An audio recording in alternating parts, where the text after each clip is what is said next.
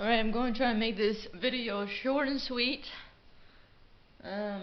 Here's the books that have helped me become aware of wrongdoing in our government and pretty much all town fishes, including Portsmouth.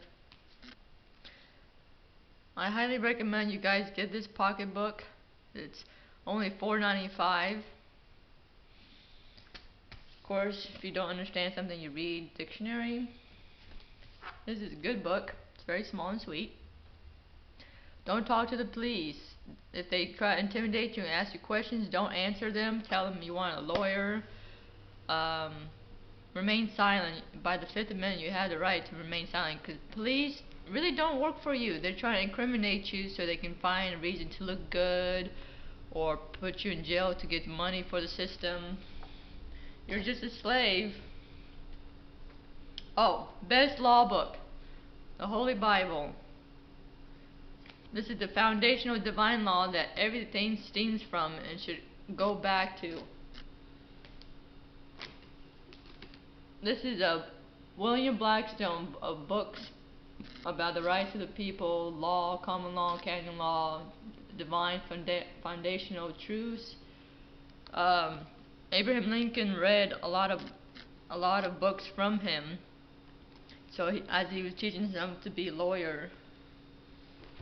Alright, this is Cathedral Builder, talking about how to demonstrate truth passionately, how to demonstrate it in court as a Christian lawyer, or you could just do it yourself when you represent yourself. It's a good read.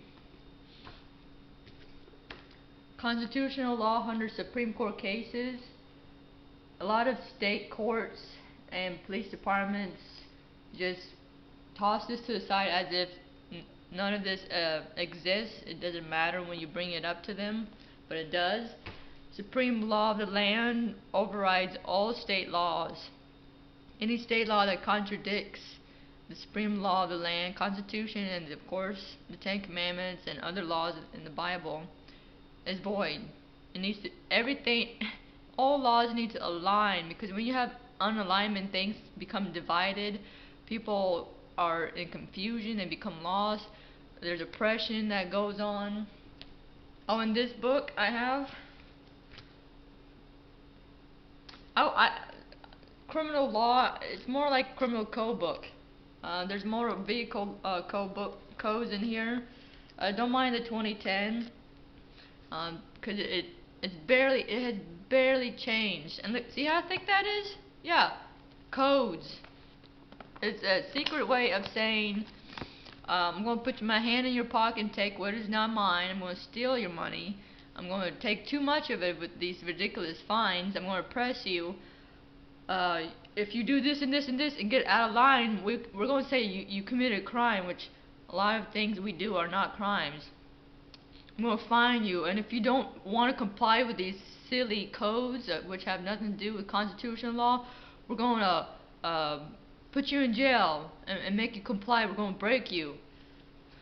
A lot of this has nothing to do with crimes.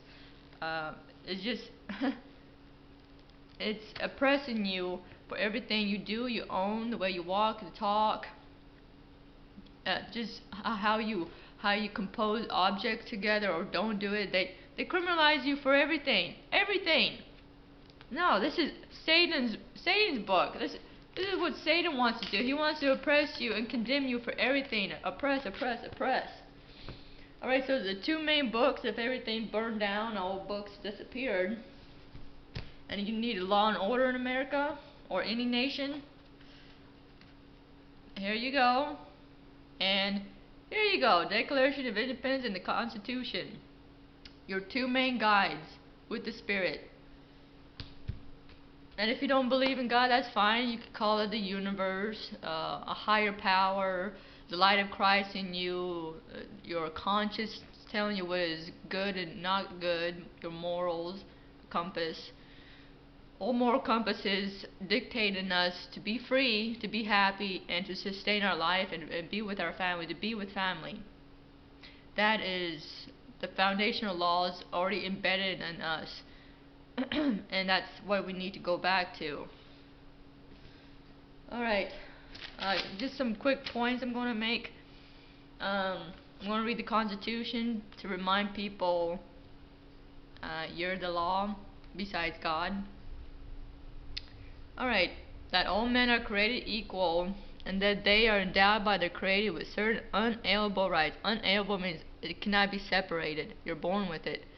That among these are life, liberty, and the pursuit of happiness. That to secure these rights, governments are instituted among men, deriving their just powers from the consent of the governed. We do not get them from government. Indeed, whatever rights or powers government has come from us. Okay, you're the CEO of the pyramid, of this empire, of the U.S. corporation. They cannot just come in and steal your rights and say, oh, you have to have our permission to have these rights. Okay, the Bill of Rights, it really doesn't need to be written out for us to understand within ourselves that we have the right to be free, happy, and sustain our life. But Alexander Hamilton talked about this, but they wrote it out even though he didn't believe we needed it to be written out, because he was worried the government, when it gets too powerful, is going to brainwash us saying, well, you have to have our consent. It's a privilege for these rights. No, it's not. No, it's not. Government is thus twice limited by its end, which any of us would have a right to pursue were there no government, and by its means, which require our consent. So imagine, all these empires disappeared and we went back to like Adam and Eve, we lived in the woods, or like Israel with Moses. Who is our king? Who's our governor? Who's our judge? Christ. That's what Israel was following. They were following his ways, and they went away from the Egyptian empire because it became oppressive. They were taking everything that we enjoy, our happiness, killing our families, killing newborns. So they cried out to God and said, hey, help us. Alright, well, get away from Pharaoh's empire, separate yourself. You're a separate nation called Israel. It is possible. Israel is still wandering around. We need to come together. We don't need the consent of the government for these amazing things. Having recently overthrown oppressive English rule, they were not about to reimpose oppression on themselves. Let's just say the British soldiers are back. There's a lot of people who work for the crown who are in America.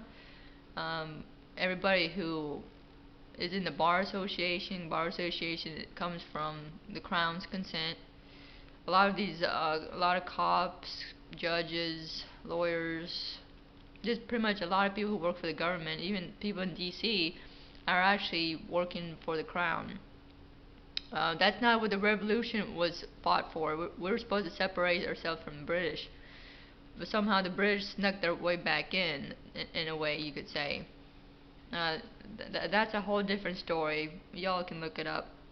So all power, in short, comes from the people. So who built the pyramid? The people. Get your power back. Stand up for your rights. So a government is supposed to be for three things: protect our rights.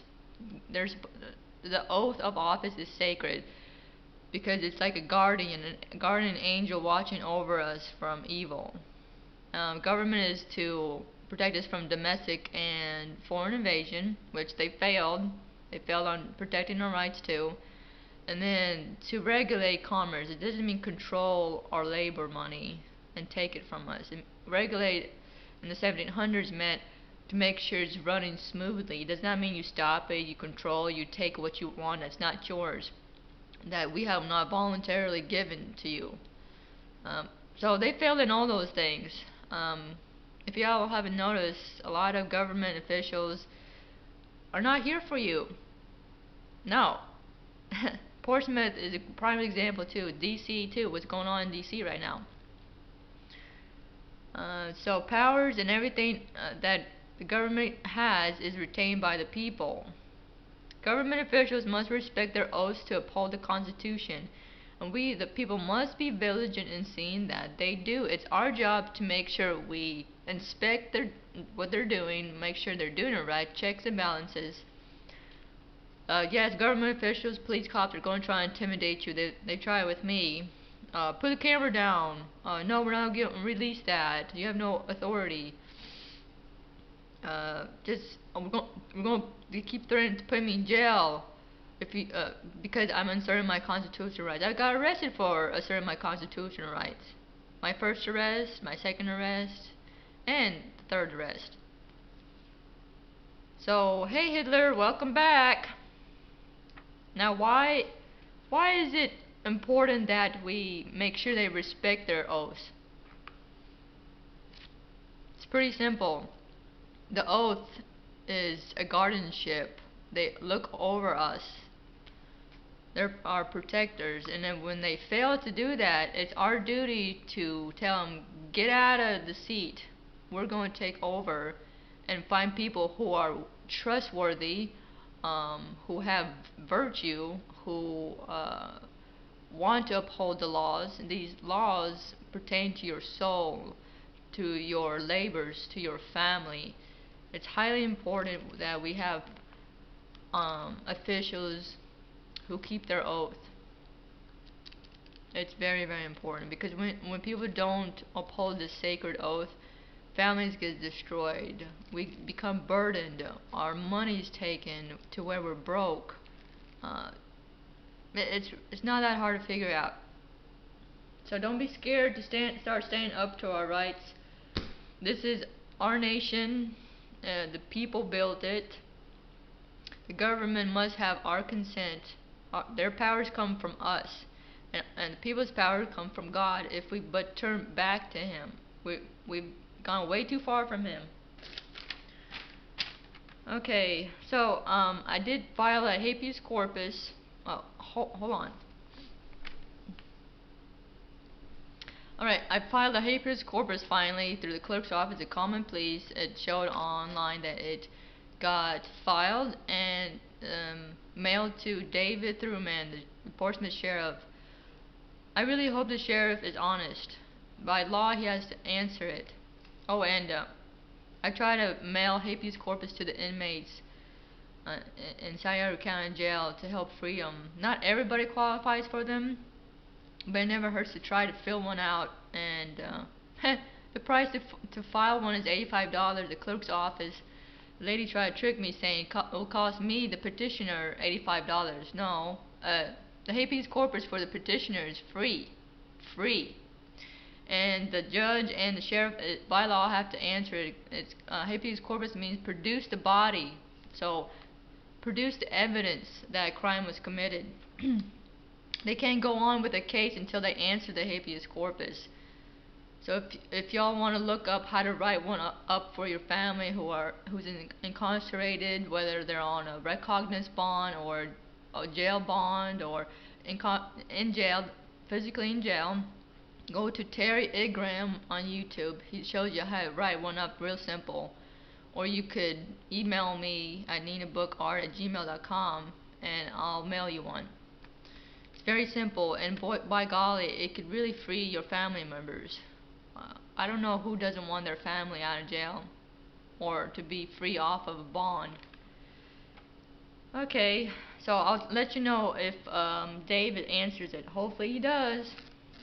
The case number is 21CA3939. I also will post a video of my first arrest incident. It was awful. Nicholas Shepard didn't do his job. There's nothing but lies on the written statements from the B&V employees. There was a false 911 call made by Brenda, the supervisor of the B&V. It is disgusting. There's people who are willing to bear false witness against you just to hide the truth. So I'll post the mic recordings, the B&V video camera. I've looked at all the evidence from the police department, and they had no right to arrest me. They had no right to, even the Judge Maurer, he's not a judge, didn't do his job right. Nor did the prosecutor, because there was no crime. Alright. And I went on probation because I didn't want to sit in jail and harm myself or anyone else. I was just bouncing off the walls. I was in shock. I'd never been in jail before. And when I didn't want to, at first I didn't accept probation deal, but then I realized it's best if I get out of jail and help people out and help myself. Because the jail staff really doesn't help you out in there. You get nowhere with your case. Alright, so I'm going to end this with, why am I doing this? Well, I'm not the only one in America who audits the audit, police the police. It's our job to inspect and make sure they're doing their job, to make sure the abuse of power stops. I, for one, am tired of being harassed and assaulted by cops, judges, prosecutors. Even when I was in jail, Harshi's court put a rumor on me that I was a Russian resident when I already had my naturalization papers, my U.S. citizenship form. They all knew about it, but they're always trying to use something against me. I'm not sure why they don't like me. But I do this because I saw the oppression, the sadness, the misery of others in jail, and I've always also seen it in the police department when the citizens are talking to the police cops saying, hey, why did the police just knock through my door and come in without a warrant? And there was one nurse who was crying to Sergeant Davis saying, they went through my car, they got inside my car, took my stuff, and then they towed it, and they had no reason to do that. So I'm tired of seeing people being done wrong, and I, for one, is tired of it, going through it too. I've always been the type to stand up when people are getting hurt or getting bullied, and correcting those people and saying, hey, back off, don't do that to them, that's not right. Because if we don't start standing up, everything we enjoy that makes us happy and free will be taken. That's what they look for. They will look for the weaker ones, people who comply with things that have nothing to do with the laws of God or the Constitution. It's the British soldiers again, unfortunately.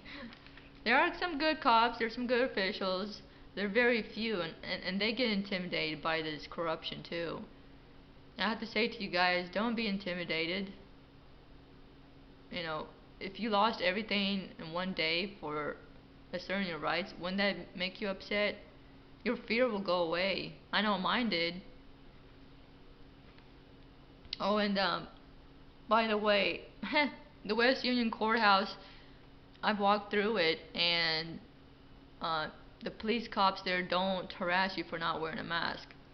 And if you have a pocket knife, they just say, set it to the side in this bucket. They don't panic, and they don't harass you. There's a huge difference between the Portsmouth Courthouse. They harass you for not wearing a mask, and they stop you from your business because you're not wearing a mask. No, they have no right to do that. They can't force a mask on your face or arrest you like they did with me. Unbelievable. So the West Union Courthouse, they work for the same state, but they know better. They respect the people's rights because they know the people are the boss. Okay? You're the boss.